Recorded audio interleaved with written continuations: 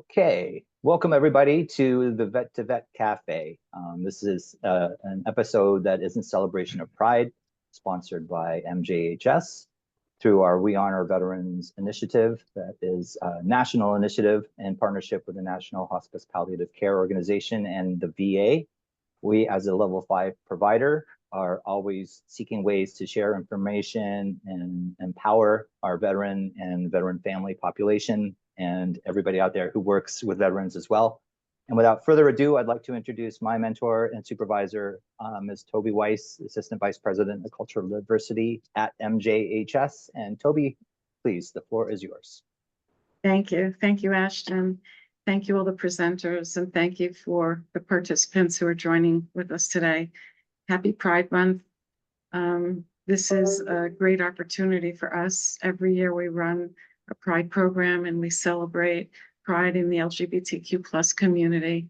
And I'm just very glad that we're able to continue it with you today, honestly. Before I turn it over to Ashton, I want to highlight a resource that was developed this year in the winter of 2024. One of the things about MJHS is that we are not only a very inclusive organization, we take great effort and put a lot of passion and commitment into becoming and remaining competent, aware, and inclusive. And since 2016, we have been credentialed through Sage Care, the National LGBT, the organization that services the elder LGBT community. We have platinum credential, and we have a very strong collaborative relationship. And I'm proud on behalf of Sage to show you a resource guide that was developed by them, not us, but shared with us recently. And what this is an LGBTQ plus advanced care planning toolkit. And what it has is a step-by-step guide for the LGBTQ plus community in preparing for healthcare needs and end-of-life decisions. If not now, when? I encourage all of you to look at the Sage Care website to look for this resource. We will be able to share it as well. And if anybody, for whatever reason, can't find it, reach out to Ashton or to me and we'll send it to you. And with that, without further ado, I turn it back over to Ashton, who is our veteran liaison and a rock star. He is awesome. So thank you, Ashton. And again, thank all of you for being here today. Thank you so much, Toby. The feeling is definitely mutual. I am so grateful to be part of your team. And as a Navy veteran, nothing is better than working with fellow veterans and just working together to try to help improve our lives and our wellness, and encourage other veterans to do the same. There's a lot of services and support out there, and why not take advantage of what we have earned? So thank you everybody again for taking time to be with us today, and happy Pride. We also recently celebrated Juneteenth and Flag Day and Father's Day, so I just want to acknowledge that, and we were celebrating those things as well. And to begin with a quote, I learned this the other day, as Toby often does as well. I think leading with a quote is a nice way to start a program. The end of life deserves as much beauty, care, and respect as the beginning. And that's an anonymous quote. And with hospice, this is a service that's available for everyone. In fact, it's a federally covered service. It's covered by Medicare and Medicaid, regardless of your ethnicity, race, religion, sexual orientation, gender identity. We're all mortal, we know it. And so the approach to hospice must be as inclusive and mindful as the model at MJHS. And where we focus not only on the end of life, we strive to become acutely aware of the individual's middle part of their life, because that is what shapes us. And for some, that middle part has not been easy. For veterans, for anyone who's experienced trauma, and oftentimes that includes our LGBTQ plus population, our brothers and sisters. So what does it take to earn the trust to hear this middle part of the story from people? And we wanted to focus today on that issue, especially for LGBTQ plus veterans who have experienced a lot. And trying to break through that is not easy. It's difficult to break through to veterans who have experienced any sort of trauma. So this is a very important program. So before we get to our guests, there's a couple of housekeeping items I just wanted to mention. As you know, We are recording this program so that way we can archive it and share it later. We have archived all of our previous Vet to Vet programs on our MJHS YouTube channel, which is MJHS01. You are welcome to visit that at any time. And of course, I'll include that information as a follow-up to this program today. And to complement the wonderful resource Toby shared earlier, the toolkit from Sage, we also have a really wonderful, helpful tool of the MJHS Veteran Resource Guide. And soon that will be available on our website, but currently it's in PDF format. And I will be sending that along with a link following this program in just a few days. And so you may have noticed also that your camera and microphone are turned off. There is access to raising your hands, but we encourage you to use the Q&A feature. Please utilize this at any point in the program if you have questions or want to respond to somebody else's question. We'll be monitoring that throughout the program because your feedback is important to us and we want to make sure that we're providing as much information as we can. And one last thing, we have a poll because we want to know a little bit more about you. This is something that's important to us and just getting to know our audience. Most of it is just seeing if you are a veteran or not, but I just launched it right now. If you take a few seconds to fill that out, that would be wonderful. And in the meantime, I also wanted to give you a couple of updates about the VA. Did you know that there's an LGBTQ plus veteran care coordinator in every VA healthcare system to help you get the care you need? Not only that, there's also a minority veterans outreach coordinator at each VA health system. Please mute your microphone.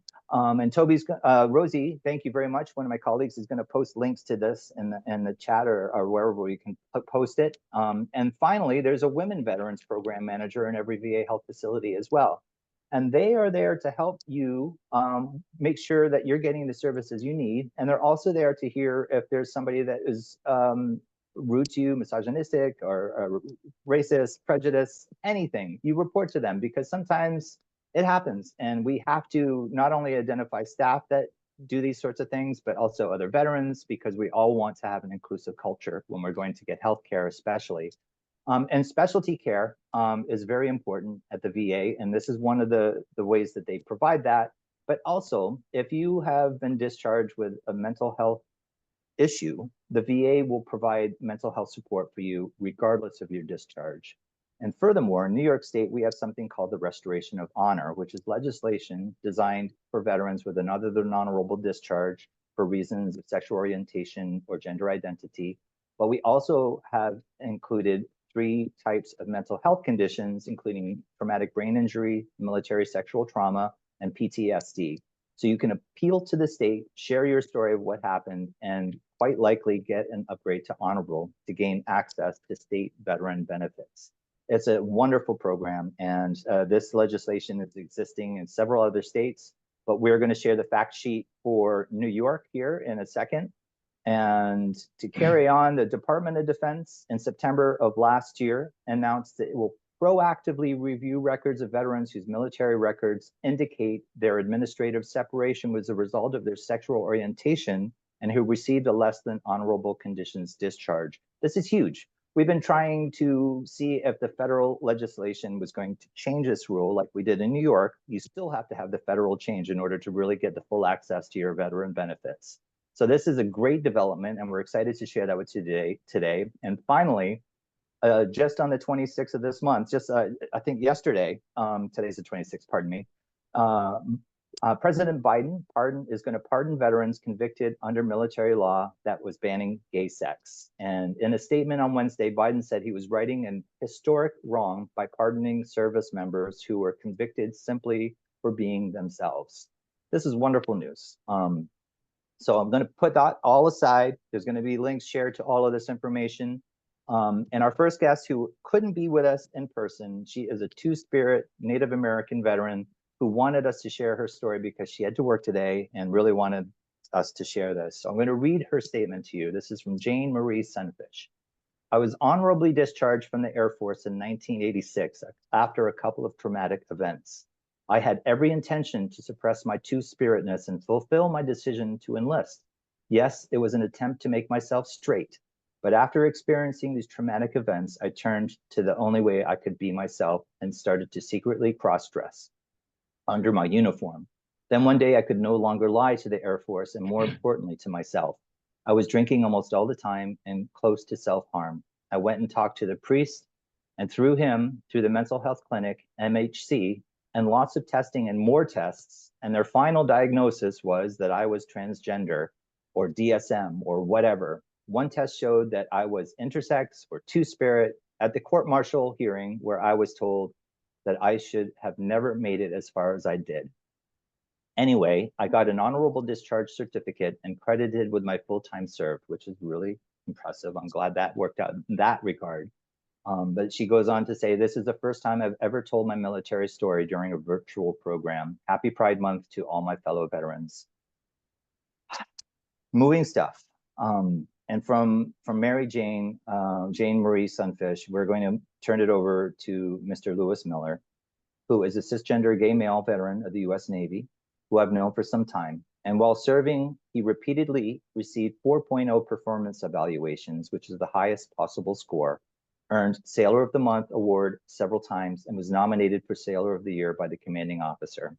Despite his exemplary service, a disgruntled sailor reported suspicion that Lewis was gay. After a subsequent investigation, he was discharged with another than honorable discharge. Lewis was one of the first veterans approved by the New York State Restoration of Honor Act, and later he was inducted into the New York State Senate Veterans Hall of Fame, a nomination received by his Senator Jose Serrano. When asked how Sage Vets, who helped him with this, and the Restoration of Honor Act has helped, Lewis stated, I have enormous admiration for the US Navy, but not the policy that ended my career. I have felt haunted by this discharge every time it comes up. But going through this process of getting my discharge upgraded has helped me re-enter a social space that I had avoided for far too long. And suddenly I have confidence in myself and the quality of duty I provided the US military. I would encourage others in my situation to apply for the Restoration of Honor and reclaim your honor. Thank you so much for being with us today, Lewis. I'm going to turn the floor over to you. All right, you're welcome. So Ashton, you said most of the things I wanted to say. I'm sure there's more. You took away my thunder. So, but I can talk about the trauma of being discharged. And, you know, it was tremendous trauma. And my trauma actually started before I was discharged, because I actually was on restriction for 45 days. And then after restriction, they held me around for about another month so they could squeeze me a little bit. The trauma started before I walked out the gate, and I actually walk out the gate too. So what the first thing they do is that, one of the things they do is your sea bag, all the uniform that they gave you when you came in, they want you to bring your sea bag and make sure everything is in there. If a shirt is missing, if a pair of pants is missing, they're gonna take it off your last check. Okay, so I didn't really feel during when I was 45 days restriction, I didn't really feel it until I actually left. Now here's the feeling that I actually felt when I left. The Marines come and get you like you're a criminal, okay? Because with the discharge, you understand that they also add aggravating circumstances on there to build you up, to make you out of a monster. Okay, so when it came that day to be discharged, they came and got me, the Marines, because they have to escort you. They escort you to the bursar's office to get your final paperwork, to get your final paycheck. And then that's when I found out that I was an E5, and I found out at that point I was an E3. Okay, then they escort me to the gate. It was actually a gate. And that's when I really felt it, when I got on the other side of the gate. And how I could describe it was, picture a jail cell. So you're in a jail cell, you have the walls around you, you have the gate. Okay, but when I walked out of that gate into the world was my prison, because I couldn't do anything. I couldn't get health care. A couple of weeks later, when I started getting low on cash, I discovered that I wasn't allowed on the unemployment line. So it was really traumatic, experience going through those things. When it comes to the healthcare, this is what I think about the healthcare. I feel that if a person raises their hand and volunteers to defend their country and possibly could put their life on the line going to Afghanistan or Ukraine or any of the battles that we happen to be in at the time, I feel that when we come in and we sign all of those papers, one of those papers that we sign should be, if we stay in for a certain period of time, say a year or whatever probationary period of time it is, we should be guaranteed healthcare no matter what happens. I don't think that's too much to ask, because healthcare is an essential service that we need to sustain life. And I think I earned that. We all earn that. If you come in and you raise your hand to do it, you earn that. That's something that should not be held from you. I think it should be mandatory healthcare no matter what happens. And then you also have this DD 214 in your hand, which is also a big wall block, because that's stopping me from getting employment, which I need employment, have a decent job that has what? Healthcare. So you stop me from doing, that's like my mate or my partner or whoever dumping me and then standing in my way for my next relationship. That's how I feel about it. I think that's well said. And I think that, that's one thing that is really strongly conveyed when you get a less than honorable discharge, is that everybody that's a superior officer is telling you that your life is over, essentially, that you've ruined yourself. And that's harsh. And to try to proceed from that is really difficult. And a lot of people can't get past it. And the restoration of honor is a wonderful document, because once you're approved, that is what you use as your DD 214. If any employer questions you or you're trying to get access to a benefit, you show that and you're good to go. And it's state law that will not change. But there's something interesting here that is in this same thread. We have this wonderful announcement from President Biden. He's going to pardon people. We have the restoration of honor. But do you think, Louis, that people in this circumstance are going to have the courage or even the desire to try to pursue it when they've been treated so poorly? Well, there's a lot of veterans. Okay, I'll say veterans. There's a lot of veterans out there that unfortunately, we're not going to be able to reach, because they're not visible. And a lot of them, like myself, I'm a good example. When I came back into the world, you want to speak,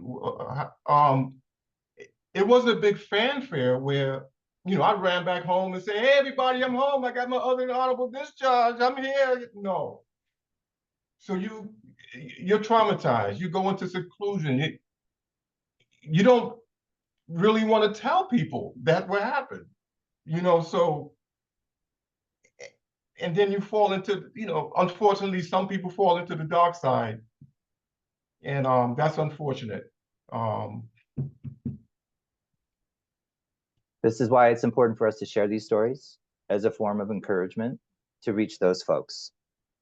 Yes, and the other thing I might add, when we come to the restoration of honor, I think it's important that those who qualify, who think they qualify for the restoration of honor, we need as much people to apply for the restoration of honor and get on board with that, because that's going to help out at the federal level. So the more people we have, knocking on the door, the better it is. So I think the restoration of honor, it doesn't, give you everything like healthcare and all the real big essential things, but you get on the federal level with the restoration of honor, like Ashton said, the post-traumatic stress disorder, traumatic brain injury, military, sexual trauma, sexual orientation. You could take advantage of those things. I think it is making a big difference. There are 9 states at the minimum with similar legislation, and New York has led the way in this regard. There were states that would reach out to New York asking for information. How did you do it? And that still continues. I know they did a conference through the State Department of Veteran Services that featured several of these states at the time to talk about how they got the bill supported by, a divided legislature. And I think now that we're seeing the effects of that, we're seeing this pardon announcement from President Biden. We're seeing the Department of Defense taking action for veterans who are discharged under Don't Ask, Don't Tell. They haven't changed it legislatively, but they're certainly showing signs of being proactive. So yes, I think it's important to continue these conversations and urge our legislators to maybe do some more at the federal level. I just want to ask you one more thing. What would you tell a veteran who offense with pursuing the restoration of honor or simply addressing a discharge that was wrongfully given due to sexual orientation or gender identity? Well, I would tell them, well, that's one of the first things that's available to us is the Restoration of Honor Act. It's not a complicated process. They actually made it very simple. It's a simple form that you fill out. The the Division of Veterans Affairs Services will help you out with that. I mean, it's not something that's very complicated. It was made very simple. But okay, so what the individual should do though is help them to help you get as much information as you can. The more information that you have to help them, make it easier to help. They have to get your service records and all of that. They'll do all of that for you. Myself, being that I keep good records and stuff, I had most of my stuff that I presented to them before they got my official records, so they was able to, do mine. But the thing about the Restoration of Honor, they say it's a restoration of honor. And Ashton, I say this all the time. It didn't restore my honor because I never really lost my honor. My honor is in here, so I never really lost that. What it gave me back was the recognition of my honor. So now I have here. So once you complete it and satisfactory with the state, there's a bunch of things that you qualify for, 2 pages of stuff. Some of them, okay, you might not need. Some of them you might, but what's not on here, and this is why I advise you to do it, because these are benefits you can get. Yes, but there's something in here, okay, that your pride, your dignity, your sense of worth. Those are the things that you can acquire, by initiating and taking advantage of the Restoration of Honor. But like I said, it goes a long way towards the big fight, and that's at the federal level, which was implemented, I believe, back in, what was it, 2014 or 2015, or with, I think it was Senator Schatz and Senator Gillibrand. But that bill, like we know, it's stuck in Washington and Congress. Every time Congress ends, the bill ends, it has to be resubmitted. And I think I forgot the name of that. It's resubmitted with other bills. But the Restoration of Honor is the first step. Awesome. A big step. Yes, it is. Well, thank you so much for sharing. In here. Awesome, in here. Louis. Not the list. The list is, you get these benefits and all that stuff, but you got to get in here. You got to get your pride, your dignity, these things you work for, things that, you're entitled to. That's right. And in a lot of cases, they're unjustly taken away. Unjustly. It's unjustly taken away. I agree with you more. Because Thank you, Louis. If you're black, white, whatever nationality you are, whatever sexual or orientation you are, you have a right to make a living. It has nothing to do with your job performance. You have a right to make a living, and that's what they take away from you. It's not right. Yeah, I agree. Well, thank you so much for sharing this empowering comments and feedback about this, and sharing some of your personal history. And we want to welcome LaWanda Mobley, who's also going to share some information with us today. Cisgender lesbian veteran of the U.S. Navy as well. I'm a Navy vet too, a lot of Navy vets here today. Petty Officer Second Class Mobley entered the Navy in 1985 with a career of dedication and dedicated to patriotism that lasted for over a decade. Mobley served in Operation Desert Storm, and she also struggled with a conflict that persisted throughout the military at that time, namely discrimination. The harassment did not start until Mobley had served for a few years and was moving up in the ranks due to her stellar service and top-rated performance in evaluations. After suffering from years of discrimination and harassment, Mobley turned to alcohol and drugs to ease the pain caused by the trauma, developing an addiction that was later attributed to her other than honorable discharge. After that, following her service, LaWanda's substance use worsened until she made the difficult commitment to get sober. And at the time when this was written, it was 7 years of sobriety, as when she began to recognize the connection between the substance abuse and the abuse that she endured while aboard the ship. That is when she started to seek support and look deeper into this history. LaWanda is a highly regarded employee currently at the VA Hudson Valley Healthcare System in Montrose, where she has worked for several years. And in her spare time, LaWanda volunteers for the city of Middletown, New York, on the drug treatment court, helping veterans enter a 12-step program. And she is also an advocate for improving mental health and issues affecting LGBTQ plus veterans. So without further ado, I'm pleased to welcome LaWanda Mobley to the program. Thank you, Ashton, and thank you, Louis. You know, I was sitting here thinking that our perspectives on what happened with the Navy are a little bit different, but your reaction to when you were discharged is that, you know, it just took me back. It took me back to 1997. I can't say another word until I give a heartfelt gratitude to Ashton.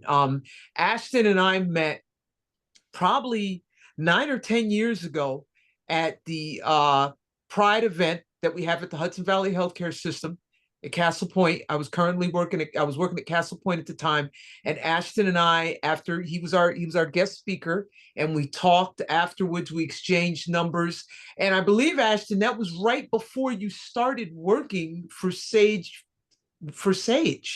when I met you. And Ashton has been such an advocate after I shared everything that happened to me. And I can say, because of Ashton, a lot of wonderful things have happened. Doors have been opened to places that I didn't even know existed. I am a recipient of the Restoration of Honor.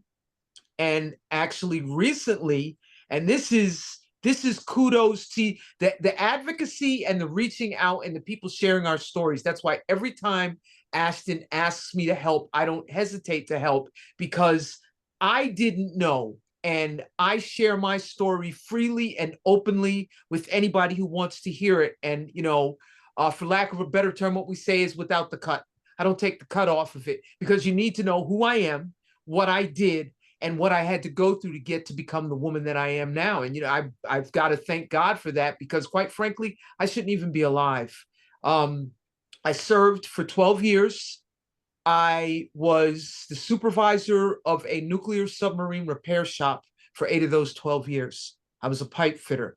I achieved the rank of E6, which for Black women really didn't happen. There was one other Black woman that achieved the rank of first class as a home maintenance technician. And actually, we've reconnected on Facebook. But that, and it didn't dawn on me at the time, but as time went on, and this is just my story. I in no way intend to alienate or offend anyone, but that wasn't received well by a lot of the white male counterparts that I served with. And ultimately, what ended up happening is Ashton shared a bit of my story because of the things that were happening to me. And I didn't think anything of it. You know, this was back in the 90s. It was 85 to 97. Women endured some things. Even men endured some things, I found out. now that, you know, I'm in recovery, I'm in long-term recovery. Men endure some things, but typically, traditionally, you think women endure these things. Some of them sexual in nature, that are inappropriate, that should never happen in any workspace, and darn sure shouldn't happen in the United States military or any military branch. You know, we're supposed to have discipline, we're supposed to have integrity, we're supposed to have morals and values, but not everybody is cookie cutter. And I took those things as part of the territory because I was a woman. I was a woman in a field that was dominated by men and dominated by white men. When I got thrown out because I popped positive for cocaine on a drug screen. That was only the second drug screen I had ever taken in my entire career. The first one was boot camp. And they wanted to make an example of me.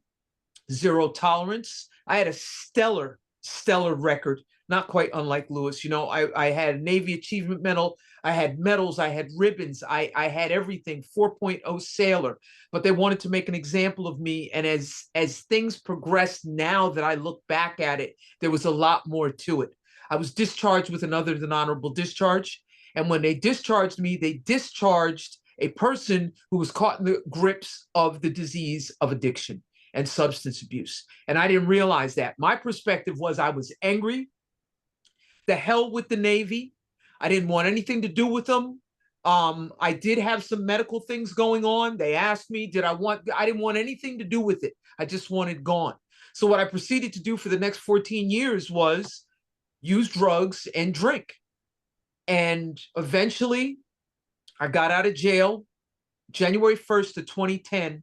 And I knew I couldn't continue to do what I was doing. If anybody knows anything about substance abuse, they know the biggest problem is people, places, and things. And every time I got out, I was down in Hampton Roads, Virginia. I'm from New York, but I was down in Hampton Roads, Virginia. And every time I got out of jail, I went right back to the people, places, and things until one day I told my lawyer, I said, you know what? I got to go home. I said, if I go home, maybe I'll clean up and I'll stop.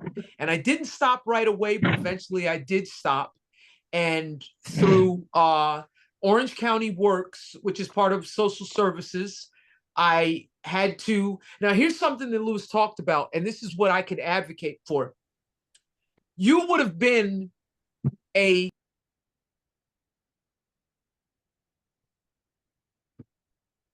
Oh,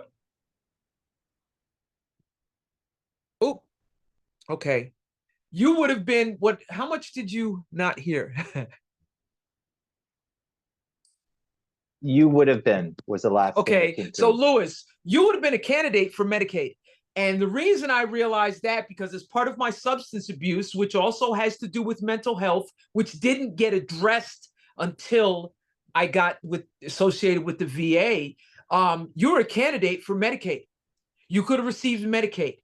And through social services, and probably through whatever county you were in, they would have helped you get employment. Now, this had absolutely nothing to do with my DD 214, but because I was a veteran, and this was the first time since I had gotten discharged when I came home that I actually said, yes, I served in the military. I didn't think I was a veteran because I was discharged other than honorably.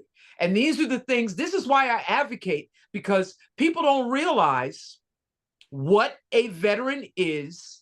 And even with an other than honorable discharge, you're entitled to services. The New York State Division of Veterans Affairs is, can I mention his name, Ashton? Benjamin Pomerantz. Benjamin Pomerantz took an interest in my case for an upgrade for my disability, because the individual that initially handled my case had me submit some things that I shouldn't have submitted. Basically, he had me submit my entire rap sheet, and that went with my package. That should have never went. It should have just stuck to the facts at hand. Benjamin took over my case, and they denied it. They denied it. They denied it. And he said, well, you've been resilient. How far do you want to go? I said, I want to continue. And I was seeking PTSD basically from MST. And I can tell you that because of Ashton, because of Benjamin, because of the whole team that Ashton introduced me to, As of April 30th of this year, I received my 100% service-connected disability for PTSD and MST. And I never would have got that if it hadn't been for the fact that Ashton introduced me to the people that advocated for me, because what had happened to me was egregious and it was wrong. And Louis, I think you and I need to talk about some things. Just listening to what you said, I'm an advocate, and I work at the Department of Veterans Affairs, Hudson Valley Healthcare System. Got my t-shirt on today. I started out at Castle Point VA as a pipe fitter, because that's what I did in the United States Navy. I got that job because the woman that worked at Orange County, she was a Marine Corps veteran, and she also was affiliated with the VA. She said they had a job opening for a pipe fitter. At the time, I had been abstinent, or what I prefer to say, clean from drugs and alcohol for a little over a year. I applied for the job. I got the job. I started on November 5th of 2012 as a pipe fitter. August of 2018, I became a shop supervisor. And December of 2022, I became the general forewoman. So I'm now the second line supervisor in engineering at the Montrose VA campus. I advocate the Montrose VA campus, like say, you know, God knew exactly what he was doing. The Montrose VA campus specializes in substance abuse and mental health disorders. So even though I work in the engineering service, I get to interact with the veterans that are there on a daily basis. I go over in the evenings with some people that do volunteer service and go in to talk to the veterans in evenings about substance abuse. And I share my experience, my strength, and my hope and my story, and give them the hope. You know, I just turned 60 years old in January. There's hope. And a lot of these veterans in these programs are revolving door, and the average age is probably 60. These aren't young men. These are old men that got caught up with substance abuse while they were serving in the military. And for that reason and no other, I believe the military owes us. Louis, you said we wrote a blank check. We wrote a blank check. I didn't go into the Navy with a problem with alcohol and drugs. If I had a problem with alcohol and drugs, I never would have made it through boot camp. I never would have made it through A school. This developed as my career went on. And because I needed to self-medicate because of the things that were happening to me, it almost ruined my life. But because of Ashton and the team that he introduced me to, I am probably one of the biggest advocates you're going to find for any man, any woman, irregardless of race, gender, sexual preference. I want to advocate for all veterans, and especially for our people. Happy Pride Month. You know, we suffered and endured some things, and my military sexual trauma was basically because they found out that I was a lesbian. So what do? Do I tell on them and out myself? Now, mind you, don't ask, don't tell, that it kind of didn't matter. We knew, even though we were in Don't Ask, Don't Tell, and I enlisted in 1985, Don't Ask, Don't Tell came out, it didn't matter to us. We knew we needed to stay in the closet. Those that I worked with immediately knew, but that's not something you wanted to get out to your entire command or your unit, because people would use it against you. And eventually, that's what happened to me. So it was a choice. Do I come out of the closet? And because they were white males, were they going to believe the lesbian, irregardless of her career? No, they made an example of me.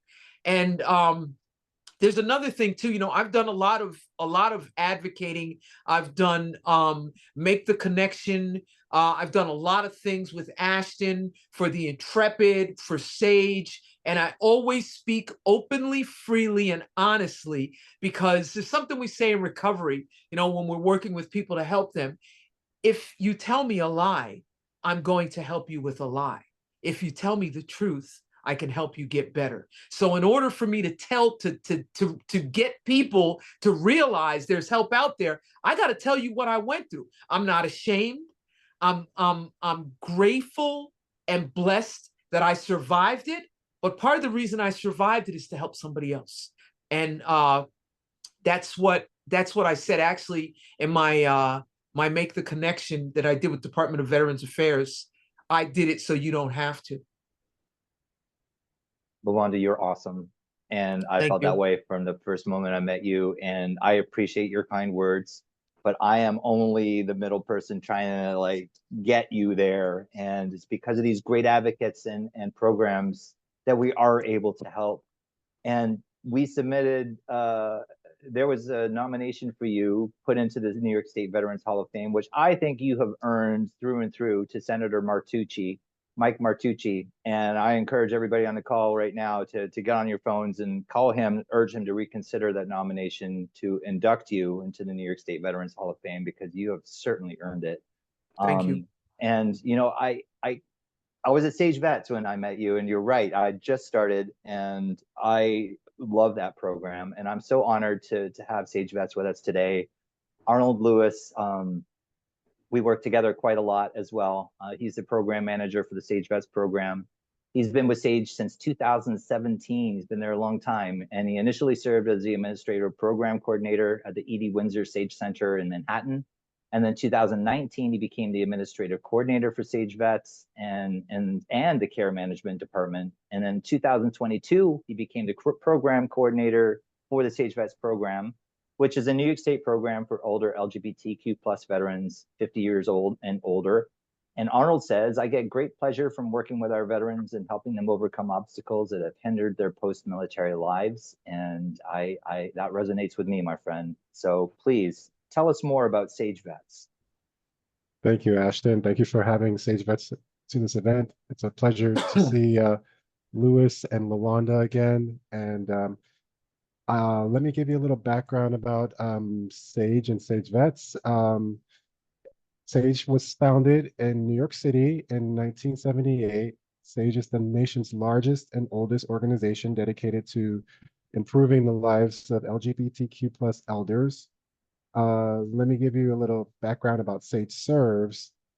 Sage Serves is a division of Sage that offers services and programs throughout New York and South Florida. These include specialized programming for homebound elders, LGBTQ plus veterans, caregivers, and older people living with HIV. Our Sage centers offer a diverse selection of virtual and in-person social activities and programs. Our care management team provides holistic, coordinated care for the LGBTQ plus elders and those who care for them. Sage Vets is a New York State program that provides services and programs to the LGBTQ plus veterans age 50 and older. Sage created the Sage Vets program in 2013 with initial support from New York State to respond to the swelling need among LGBTQ plus veterans and to identify, support, and provide access to care for LGBTQ plus older veterans statewide. With continued support from the state legislature over the last 11 years, Sage Vets provides New York State LGBTQ plus elder veterans with recognition and support, benefits, VA advocacy, access to legal counsel, and case management services in order to improve their overall well-being. Some of the services Sage Vets provides and assists our veterans with are VA benefits registration, legal advice, and counseling, and or representation regarding discharge status upgrades, and case management assistance. Some of our programming has included symposiums on restoration of honor and advanced directives, book discussions on the history of Black veterans in New York State, annual participation in the Veterans Day Parade, virtual veterans yoga, our weekly virtual support group, and trips to museums as well as Broadway and off-Broadway shows. Some of the needs we addressed are culturally competent healthcare and training, physical and mental health support, access to social support networks, legal protections, transition support, family and relationship support, education and training, accessible and inclusive facilities, advocacy and policy reform.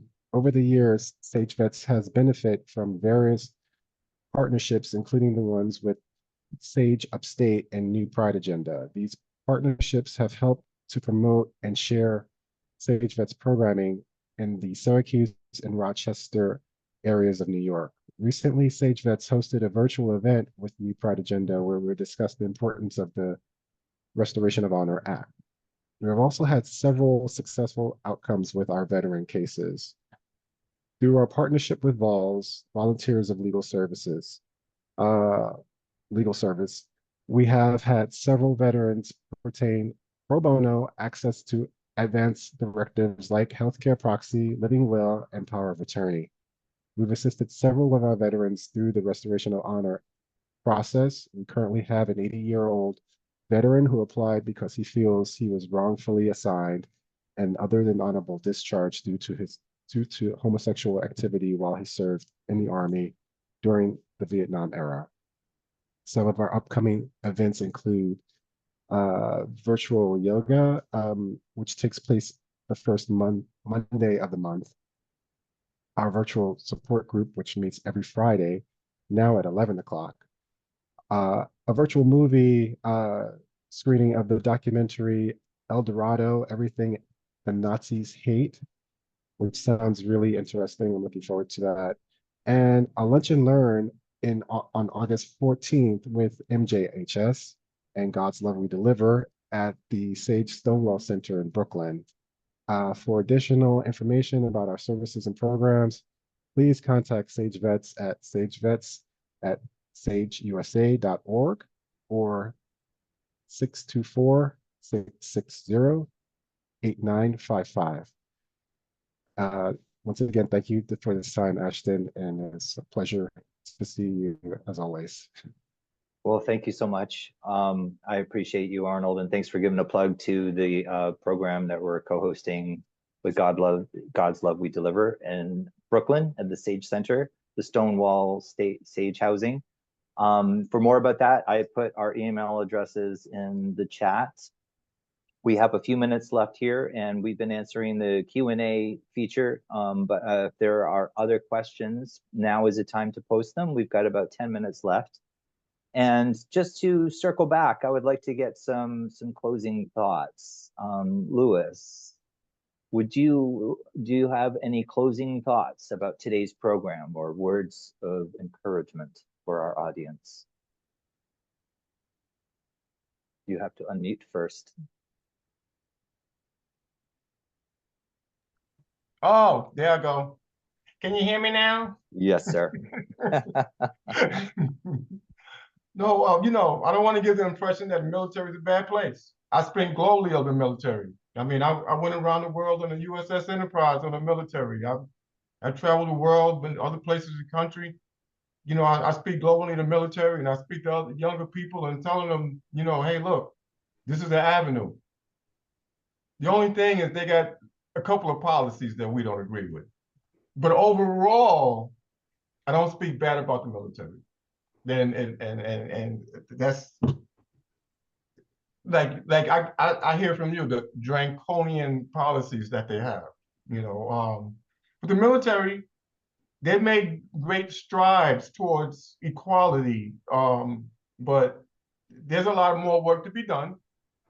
And so members can serve with pride and dignity and without prejudice, you know. We'll get there. Thank you for that. Yes, very, very true. Yeah. Lawanda, how about yourself? Do you have any closing thoughts? Take yourself off mute and share those thoughts with us. You know, the biggest thing that I can always share when I'm asked to share with others my experiences, what I went through and where I'm at today, is to please pass on this information. You know, get with the Division of Veterans Affairs, go to the VA. If you have PTSD, you can receive services irregardless of the status of your discharge. And my last discharge was a other than honorable, but prior to that, I had 2 honorable discharges. So one of those honorable discharges is all it took for me to get in the door and receive services, and then everything else started happening. But go to the Division of Veterans Affairs, come into the VA and have the conversation. Because if you have anything you suffer from that happened during the military, you are entitled to the medical treatment. And medical treatment includes mental health treatment. Please get it. Don't suffer in silence. I did that for so long and it almost killed me. Please reach out and get the help. When you see things like this going on, participate. Take advantage of the links that they're putting into the chat. Please reach out. Ashton always knows how to get a hold of me. I believe Arnold knows how to get a hold of me. Please don't hesitate. I've had people reach out to me after these things and ask me questions. If there's not enough time to ask me now, please reach out. I have a lot of information. Even though I work in engineering, I've been working for the Hudson Valley Healthcare System for 12 years, so I know people in every single department, including our LGP coordinator, who's become a very good friend of mine. That's awesome. Yes. And thank you, Ashton, as always, for doing these. Oh, you're very welcome, Lalonda. It's just an honor to be working with you today and have this opportunity to reconnect. I so appreciate you, and Louis, you too, and Arnold. We've got a question here from Deb. I'm just going to read this. I have a general question for the speakers. You've all spoken about your story rather than stories. Do you think of having a lot of different stories about your life and experiences, or do you prefer to think of it as one single narrative arc? My perspective is you each have 1,000 plus small stories to tell about your vast range of experiences. My daughter says everything big starts small. I would have to say absolutely. Absolutely. Thank you. You know, yeah, I hear so much discrimination and prejudice in the stories of the veterans that I've worked with, and it really breaks you down. And what else can you do when you're broken down so low and feel like there's no hope? You got to feel better. And either you remove yourself from the situation, and that's not good. You can't end your service early. That's not good. And sometimes the drugs and the alcohol are so available, especially drinking in the Navy. Please, everybody knows this, the comments of being a drunken sailor. What's the first thing you do and leave? What's the first thing you look forward to when you're 18? You're like, I can't wait. I'm going to be able to drink. Oh my goodness. It's not a helpful culture. So yeah, I think that the narrative is a big arc here, and it's discrimination and racism. And this is something that is being more addressed head on these days, and something that we just have to continue. You know, we're all brothers and sisters on this planet. We're all earthlings, and we all share the resources, and we all can benefit by working together collectively for the common good of us all. There ain't nothing wrong with that.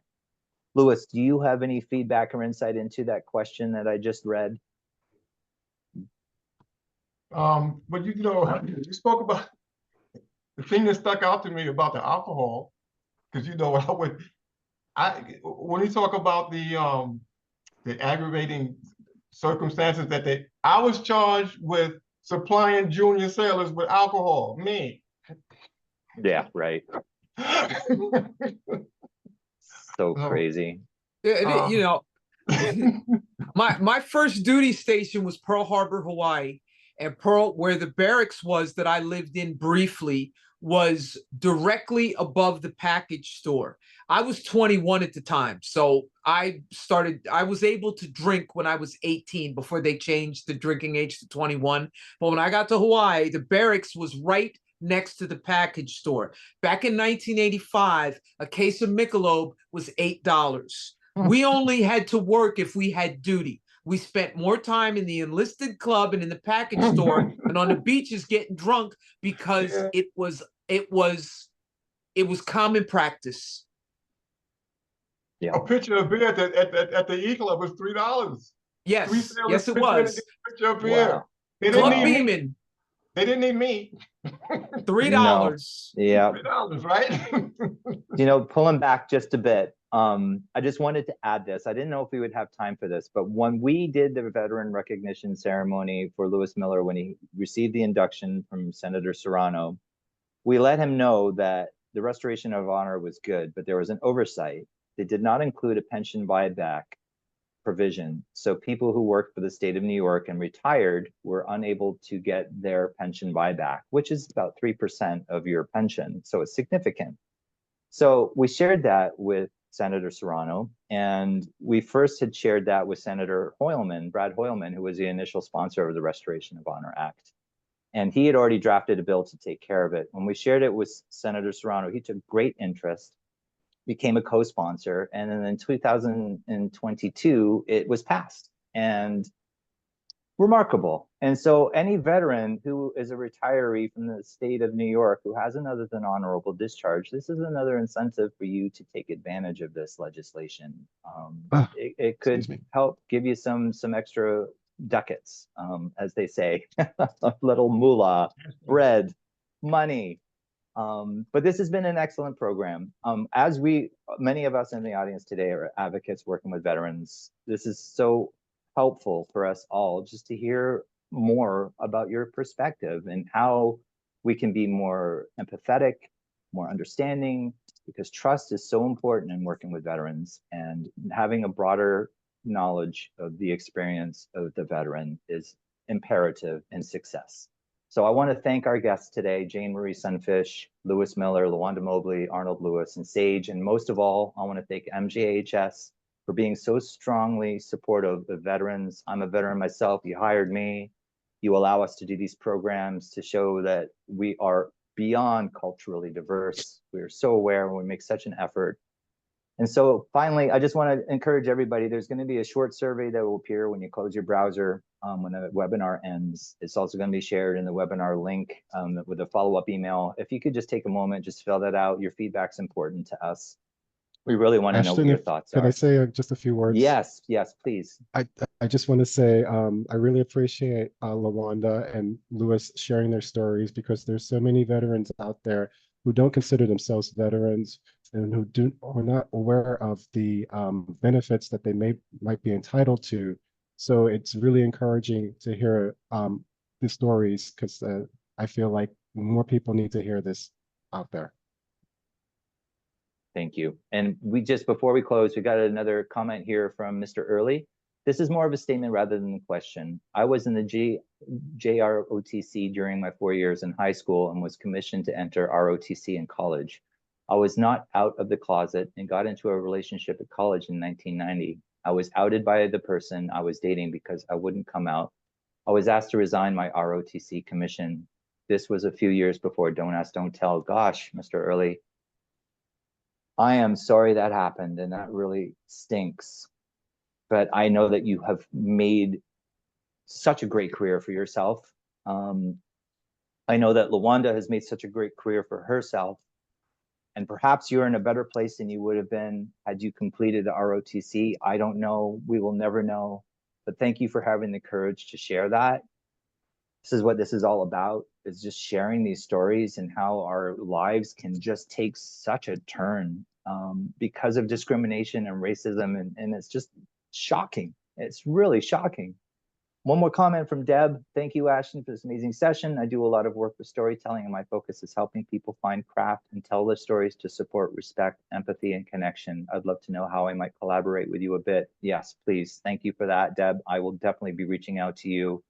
I wish you all a happy Pride. And around the corner, we got Independence Day. So happy Independence Day. We will shoot out our veteran resource guide to you. And if you don't have restoration of honor in your state, call your legislators. Thank you so much, everybody. Have a wonderful rest of your day. Thanks for joining us. Thank you, Ashton. Thank you, Ashton. Thank you, everybody. Yep. Thank you. You got it. Cheers. I'll be in touch, Wanda. Yes, looking forward to it. Okay, I'll get it through Ashton. We'll be in touch.